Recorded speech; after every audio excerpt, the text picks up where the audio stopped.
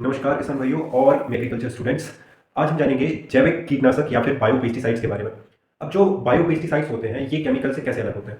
Chemical pesticide जल्दी काम तो करते हैं, लेकिन उनका जो खतरनाक इफेक्ट होता है या उनका खतरनाक जो असर होता है वो हमारी बॉडी पे होता है या फिर हमारे शरीर पे होता है, जो इंसानों के लिए बहुत ज्यादा खतरनाक हो जाता है। वहीं दूसरी तरफ अगर हम बायो पेस्टिसाइड की बात करें तो बायो पेस्टिसाइड जो होते हैं वो कीटों को तो खत्म करते ही हैं, कीटों को खत्म करने के साथ साथ इंसानों को भी कोई भी प्रॉब्लम नहीं देते हैं। जैसे बेसिलस थुरिनजेंसिस, उसके अंदर कुछ ऐसे कंपाउंड पाए जाते हैं जो अगर इंसेक्ट के अंदर जाए तो वो वहां पे टॉक्सिसिटी पैदा कर देते हैं। वो टॉक्सिसिटी बस इंसेक्ट तक ही सीमित रहती है और बस उस कीट को ही नुकसान पहुंचाएगी, वो इंसानों के लिए बिल्कुल भी खतरनाक नहीं होती है, जिसकी वजह से हम उसका उपयोग कर सकते हैं।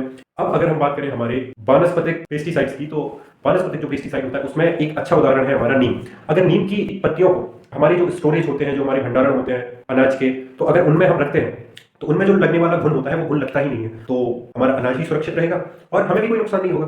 अगर हम बात करें हमारे केमिकल पेस्टिसाइड्स की, तो केमिकल पेस्टिसाइड्स में अगर हमारे पशु खा लेते हैं तो उनको भी नुकसान करेगा। अगर गलती से उन्हें हम कंज्यूम कर लें या फिर हम खा लें तो वो हमारे लिए भी नुकसानदायक होगा। लेकिन बायो पेस्टिसाइड बिल्कुल अलग कॉन्सेप्ट होता है, क्योंकि एक स्पेसिफिक पेस्ट के लिए या फिर स्पेसिफिक कीट या फिर रोग के लिए हम अपने बायो पेस्टिसाइड्स का यूज कर सकते हैं, जो केवल उन्हीं कीट को या फिर रोगों को खत्म करेगा और जो दूसरी चीजें होती हैं उन पर वो असर नहीं करता है। जैसे कि नीम केवल कीटों को आने नहीं देता, वही अनाज हम खा लें तो हमारे लिए भी वो नुकसानदायक नहीं होता है। इसी टाइप से बेसिलस थुरिनजेंसिस ये कॉटन वॉलवॉर्म पे ही असर करता है। लेकिन वहीं हम बात करें हमारे केमिकल पेस्टिसाइड्स की, तो केमिकल पेस्टिसाइड स्पेसिफिक ना होकर सभी कीटों के लिए नुकसानदायक होता है। जो हमारे केमिकल पेस्टिसाइड होते हैं उनका असर देर तक रहता है, तो उनसे जो हमारे बेनिफिशियल मतलब जो अच्छे वाले इंसेक्ट होते हैं या पेस्ट होते हैं जो हमें फायदा पहुंचाते हैं उनको भी नुकसान होता है उससे। लेकिन अगर वहीं हम बात करें हमारी बायो फर्टिलाइजर या फिर बायो पेस्टिसाइड की, तो वो बस स्पेसिफिक होते हैं, मतलब एक ही काम करेंगे, वो दूसरे चीजों के लिए कोई भी नुकसान नहीं पहुंचाते हैं। तो केमिकल पेस्टिसाइड इन्वायरमेंट यानी कि पर्यावरण पे बहुत ज्यादा बुरा प्रभाव डालते हैं और लंबे समय तक बने रहते हैं, जिसकी वजह से वो हमारी फूड साइकिल यानी कि खाने की प्रोसेस में क्या हो जाते हैं, शामिल हो जाते हैं,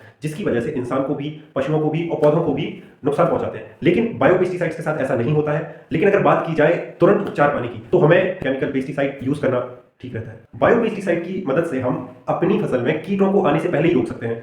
लेकिन अगर बात करें हमारे खेत में पहले से इंसेक्ट आ चुके हैं या फिर जो नुकसानदायक पैथोजन आ चुके हैं, तो उनको खत्म करने के लिए फिर हमारे पास लास्ट ऑप्शन केमिकल पेस्टिसाइड्स ही बचता है। अब केमिकल पेस्टिसाइड यूज करना है या बायो पेस्टिसाइड, ये हम आप पे छोड़ते हैं। और ऐसी ही जानकारियों को लेने के लिए हमारे साथ जुड़े रहिए और सब्सक्राइब करें। तब तक के लिए जय जवान जय किसान।